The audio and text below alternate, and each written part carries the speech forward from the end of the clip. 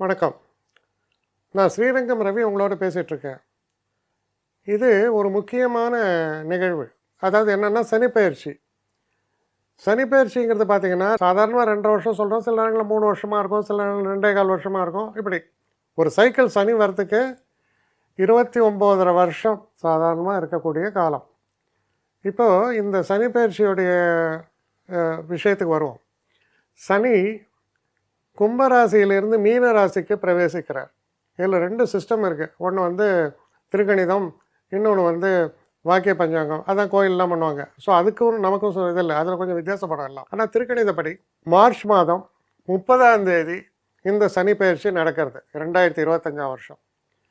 அப்போ மீன ராசிக்குள்ளே போகக்கூடிய இந்த சனி பகவான் இங்கே இருக்கக்கூடிய காலம் எதுன்னா இந்த வருஷம் 25 டிசம்பர் முடிய, அப்புறம் 26 full year January to December, அப்புறம் 27 ஜூன் 1ஆம் தேதி தான் அடுத்த சனி பயிற்சி வருது. அப்போது கரெக்டாக பார்த்திங்கன்னா இந்த வருஷத்தில் 9 மாதம் கிட்டத்தட்ட. ஆமாம், மார்ச்னா 9 மாதம். 9 மாதம் இந்த வருஷத்துலேயும், அடுத்த வருஷம் ஃபுல்லாகவும், அதுக்கு அடுத்த வருஷத்தில் 5 மாதம் ஃபுல்லாக ஜூன் 1ஆம் தேதி மாறுவார். ஸோ இதுதான் அதோடைய டியூரேஷன். It's long duration. இதில் ஒரு விஷயம் என்ன நீங்கள் புரிஞ்சுக்கலான்னா, சனி ஃபார்வர்ட் மோஷன்லேயும் இருக்கார், வக்கரத்துலேயும் இருக்கார்.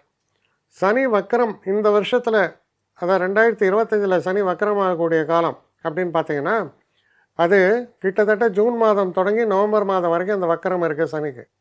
அப்புறம் திரும்ப ஃபார்வர்ட் மோஷனில் போகிறாரு. அதே போல் அடுத்த வருஷம் ஜூலை மாதம் தொடங்கி கிட்டத்தட்ட டிசம்பர் ஃபஸ்ட் வீக் வரைக்கும், நான் சொல்கிறது 2026, அப்போது இதே மாதிரி வக்கரம் மாறுது. அதுக்கப்புறம் வக்கரம்லாம் இல்லை, நேராக போய் அவர் வெளியில் போகிறார். அது ஜூன் மாதம் 1ஆம் தேதி 2027. அப்போ 2027 தான் மேஷ ராசிக்குள்ளே போகிறார். இது சனியுடைய மூமெண்ட்டை பொறுத்த வரைக்கும். நடுவில் சில மேஜர் மூமெண்ட்ஸ் நம்ம பார்க்குறோம். அஃப்கோர்ஸ் மாத பலன்களில் சுக்கிரன் புதன் எல்லாரோட இதையும் நம்ம பார்த்து சொல்கிறோம். ஆனால் இதே மாதிரி சனியை போல் கொஞ்சம் டிலேடு, அதாவது கொஞ்சம் ஒரு நாள் இருந்து செய்யக்கூடிய யார், ஒன்று குரு, இன்னொன்று ராகு. ராகு கேது அது ஒரே ஆக்சிஸ். குருவை பொறுத்த வரையில் 30ஆம் தேதி சனி பயிற்சி மார்ச். குரு வர மே மாதம் 2025 வருஷம் மே மாதம் 15ஆம் தேதி அவருடைய பயிற்சி. அவர் எங்கேருந்து எதுக்கு போகிறாருன்னு பார்த்தீங்கன்னா ரிஷபத்துலேருந்து மிதுன ராசிக்குள்ளே போவார் குரு. அதுக்கப்புறம் ராகு கேது 19ஆம் தேதி ராகு கேது பயிற்சி, 18ஆம் தேதி இரவு சொல்லலாம் ராகு கேது பயிற்சி. இப்போது குருவை பொறுத்த வரைக்கும் அவர் இங்கே இருக்கக்கூடிய நாட்கள் அவருக்கும் ஃபார்வர்ட் பேக்வேர்ட் மோஷன்லாம் இருக்குது. அது தனி இது, அதை டீட்டெயிலாக குரு பயிற்சியில் பேசலாம். ஆனால் அவங்க அடுத்த கட்டத்துக்கு போகிறது, அதாவது கடகராசிக்குள்ளே குரு போகக்கூடிய காலம் எப்போ அப்படின்னு பார்த்தீங்கன்னா கிட்டத்தட்ட ஜூன் மாதம் 1ஆம் தேதி வரைக்கும் குரு இருக்கார். அடுத்த வருஷம் அதாவது 2026 ஜூன் 1ஆம் தேதி குரு கடகராசிக்குள்ளே போகிறார். அதுக்கப்புறம் சனி பயிற்சி முடிகிற வரைக்கும் கிட்டத்தட்ட 2027 ஜூன் 1 வரைக்கும் குரு அங்கே தான் இருக்கார் கடகத்தில். சரி, இது குரு பயிற்சியை பொறுத்த வரைக்கும். இதே நேரத்தில் ராகு கேதுவுடைய ஒரு மூமெண்ட்டையும் நம்ம பார்க்குறோம். ராகுவுடைய பயிற்சி எப்போவுமே ரிவர்ஸில் வரும், வக்கரமாகத்தான் நடக்கும்.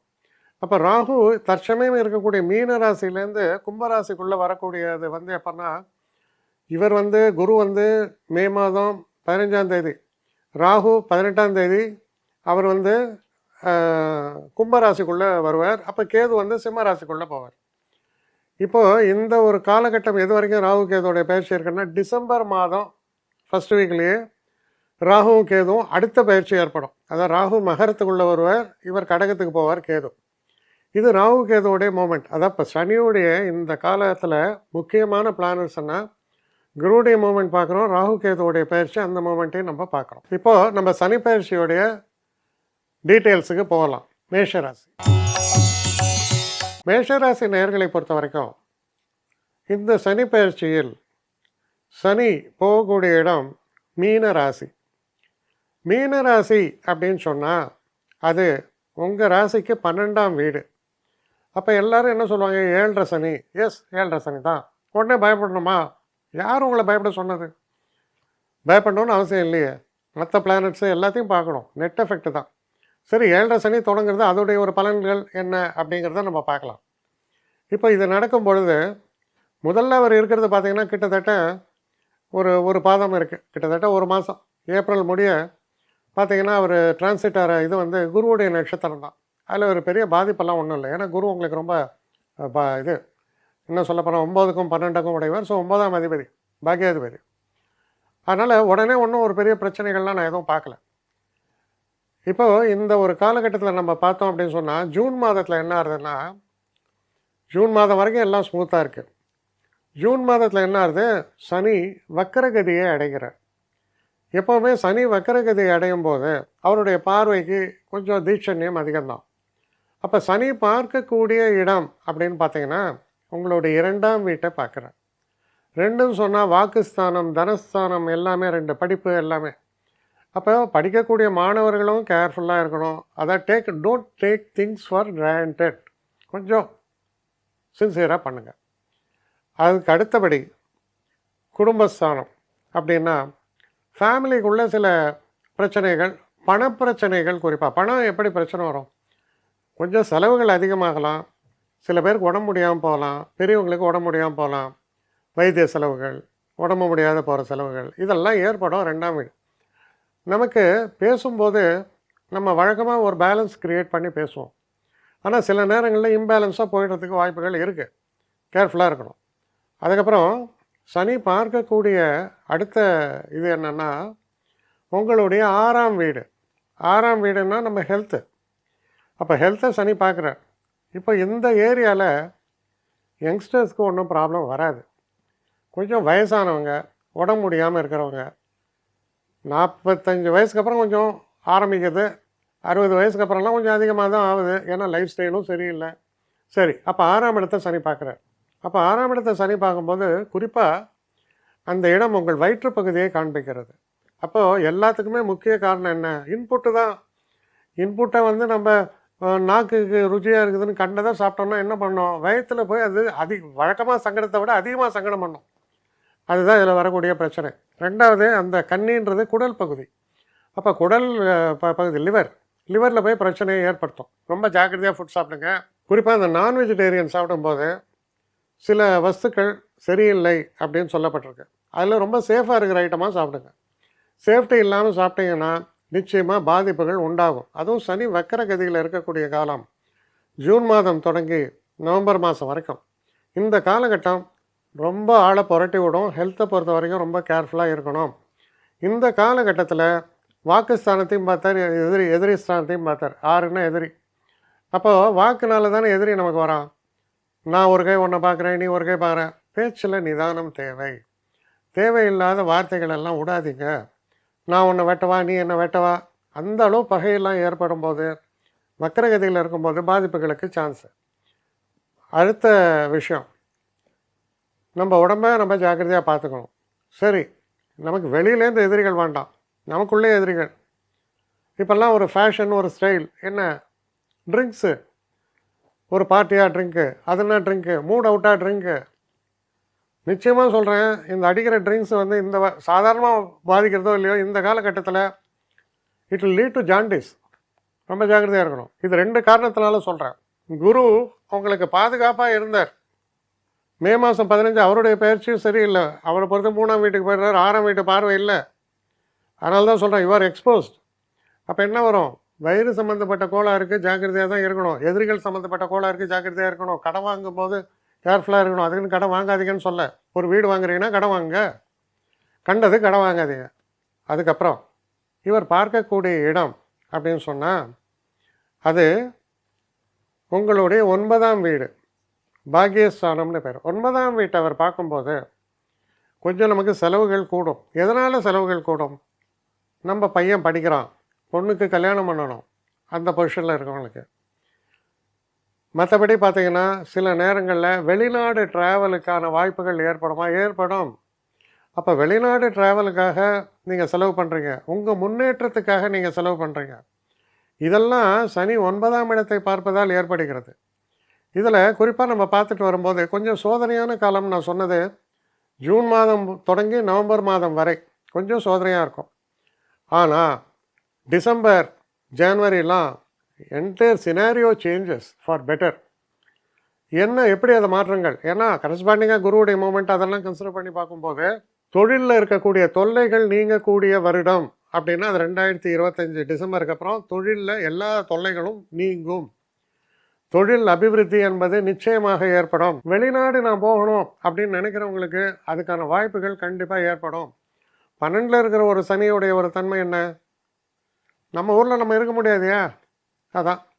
அதனால் இப்போல்லாம் அது ஒரு வரம். ஆஹா, ரொம்ப சந்தோஷம். முன்னாலும் பயப்படுவான், ஐயோ நான் இந்த ஊரில் இருக்க முடியாதான்னு. இப்போ இந்த ஊரை விட்டு எங்கே ஓடலான்னு பார்க்குறான். ஏன்னா காசு. ஸோ அந்த காசு கிடைக்கும், ஏன் தைரியமாக இருக்க, நிச்சயமாக கிடைக்கும். ஸோ இதுடைய மாற்றங்கள் எப்போ? டிசம்பர்லேருந்து தொடங்கி டிசம்பர், ஜனவரி இந்த மாதங்கள் ரொம்ப productive months, looking out for better changes. அதுக்கு ரொம்ப நல்ல காலம். அதுக்கப்புறம் நீங்கள் பார்த்தீங்கன்னா ஜூன் மாதம் வரைக்கும் ஒரு சீராக போகும், முன்னேற்றமாக இருக்கும். நிறைய இடங்கள் போவீங்க, க்ஷேத்திரங்களுக்கெல்லாம் போயிட்டு வருவீங்க. பெரியவங்க நல்லா இருப்பாங்க, சந்தோஷமாக இருப்பாங்க, லைஃப் ரொம்ப ஹாப்பியாக இருக்கும். 7.5 சனி யார் சொன்னது அப்படின்னு கேட்குற அளவுக்கு சந்தோஷமாக இருப்பீங்க, கவலையே வேண்டாம். அதுக்கப்புறம் என்னாகும்? ஜூன் மாதம் தொடங்கி குரு உங்களுக்கு ரொம்ப சாதகமாக போகிறதுனால எல்லாமே சந்தோஷம்தான் சார், ரொம்ப நிம்மதியாக இருப்பீங்க, பெரிய பிரச்சனைகள்லாம் இல்லை. இந்த ஒரு காலகட்டத்தில் முக்கியமான விஷயம் என்னென்னா, பெரும்பாலும் இந்த வருஷ கடைசியிலையோ அடுத்த வருஷம் ஆரம்பத்திலேயோ ஒரு விரயங்கள் ஏற்படும். அந்த விரயங்கள் சுப விரயங்களாக இருக்கலாம். அப்போ என்ன சுப விரயமாக இருக்க முடியும்? சொத்தை விற்றேன், புது வீடு வாங்கினேன், அதில் இன்வெஸ்ட் பண்ணினேன், இதெல்லாம். ஸோ ரொம்ப அருமையான ஒரு தன்மையை பற்றி பேசுறது. உங்களை பொறுத்த வரைக்கும் இந்த ஜூன் டு நவம்பர் 2025 வருஷம் ஸ்டாக் மார்க்கெட்லாம் இன்வெஸ்ட் பண்ணால் ஜாக்கிரதையாக இருங்க. எப்போ எங்கே பிடிங்கும் தெரியாது. இந்த டயர் பஞ்சர் எங்கே ஆணி குத்தம் தெரியல, ஜாக்கிரதையாக தான் இருக்கணும். சரி, அதெல்லாம் மீறி எனக்கு கான்ஃபிடன்ஸ் இருக்குன்னா செய்யுங்க, அது உங்கள் சௌகரியம். 2026 வருஷம் இவ்வளோ பிரச்சனைகள் உங்களுக்கு கிடையாது. ரொம்ப சீராகவும் சிறப்பாகவும் போகக்கூடிய காலமாக இருக்கும் 2026. பிரச்சனையே இல்லை.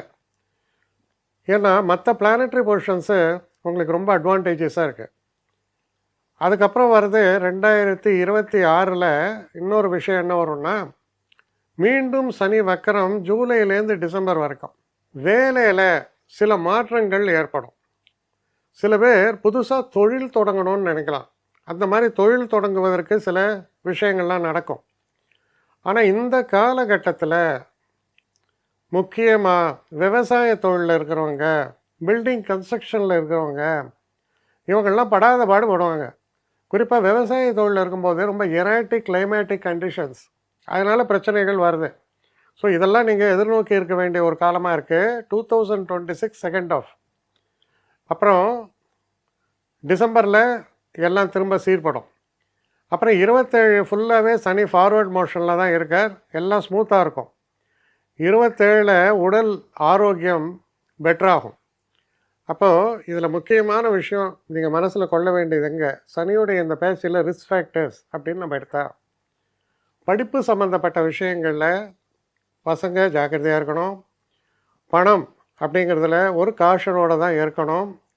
அதிக கடன், அதாவது அன்எத்திக்கல் இது வாங்க வேண்டாம். எதிர்பாராத டெவலப்மெண்ட்டு, எனக்கு திடீர்னு ஒரு பெரிய யோகம் வருது, நான் 100 ரூபா வாங்குறாள் 150 ரூபா சம்பாதிக்க போகிறேன், இல்லை 100 வாங்கினா 110 தான் வரும், 150லாம் வராது. அதுலேயும் ஜாக்கிரதையாக இருங்க. ஸோ இந்த மாதிரி சில விஷயங்களில் ரொம்ப அதிகமான ஆன்டிசிபேஷன் வேண்டாம். அளவோடு பிளான் பண்ணுங்கள், இருக்கிறத வச்சு பிளான் பண்ணுங்கள். புதுசாக ஏதாவது வெஞ்சர்ஸ் அதெல்லாம் நான் தொடங்கணும்னு ஆசைப்பட்டீங்கன்னா அதுக்கான வாய்ப்பு உண்டு. ஆனாலும் அப்போ பணம் திடீர்னு எப்படி வரும்? புதுசாக நான் ஒரு தொழில் தொடங்குறேன்னா ஒன் வே டிராஃபிக், என் கையிலேருந்து தான் காசு போகும். அப்போ இதெல்லாம் கொஞ்சம் நிதானமாகத்தான் பிளான் பண்ணி செய்ய வேண்டிய ஒரு தன்மையை பற்றி பேசுகிறது. 25 நவம்பர் வரைக்கும் கொஞ்சம் தொல்லைகள் அதிகமாக இருக்கும். அப்புறம் 26வது வருஷத்தை பொறுத்த வரைக்கும் செகண்ட் ஹாஃபில் கொஞ்சம் அதிகமான தொல்லைகள் வரும், ஜூலை டு டிசம்பர். இதுதான் நான் சும்மா பண்ணுறேன். இதில் கவனமாக இருங்க. இதில் கவனமாக இருக்கும்போது இந்த சனிப்பெயர்ச்சினால் பெரிய பிரச்சனைகள்னு உங்களுக்கு ஒன்றும் வராது. இந்த சனிப்பெயர்ச்சி காலத்தை பொறுத்த வரைக்கும் மேஷராசி நேயர்களுக்கு கண்டிப்பாக நான் கொடுக்குற ஒரு அட்வைஸ் என்னென்னா, சனிக்கிழமைகளில் சனி தீபம் ஏற்றுவது சால சிறந்தது. அப்போ ஏதாவது கோயிலில் போங்க, ஒவ்வொரு சனிக்கிழமையும் சனீஸ்வரனுக்கு தீபம் போடுங்க. போட்டு சனி காயத்ரி 9 முறையாவது சொல்லுங்கள், அந்த தீபத்தை பார்த்து சொல்லிவிட்டு போங்க. நன்மைகள். இது சனிக்கிழமை செய்யுங்க. முடிஞ்சால் திருக்கொள்ளிக்காடு இருக்குது, இது இருக்குது, திருநள்ளாறு இருக்குது, இந்த மாதிரி சில சனிக்கு பெயர் பெற்ற ஸ்தலங்கள் மகாராஷ்டிராவில் சிங்கானூரோ ஏதோ ஒரு இடம் சொல்கிறாங்க, அது இருக்குது. இதெல்லாம் வந்து சனிக்கு சிறப்பான ஸ்தலம்னு சொல்லப்பட்டிருக்கு. அதனால் இந்த ஸ்தலங்களுக்கு வருடத்திற்கு ஒரு முறையாவது போகணும். அதுவும் குறிப்பாக வக்கர காலத்தில் போங்க, நல்லது. ஓரளவுக்கு இந்த பிரச்சனைகள்லாம் குறையும். அதே போல் நம்ம உடல் ஆரோக்கியத்தில் வந்து கேஷுவலாக இருக்காதீங்க. அதுக்கப்புறம் முக்கியமான ஒரு விஷயம் என்னென்னா, பெண்கள் மகப்பேறு காலமாக இருந்தால், ஏற்கனவே சொன்னேன் வயிற்று பகுதியில் கொஞ்சம் தொல்லைன்னு, ஜாக்கிரதையாக இருங்க. அதாவது கொஞ்சம் ஒழுங்காக செக்கப் போங்க, எல்லாம் போங்க.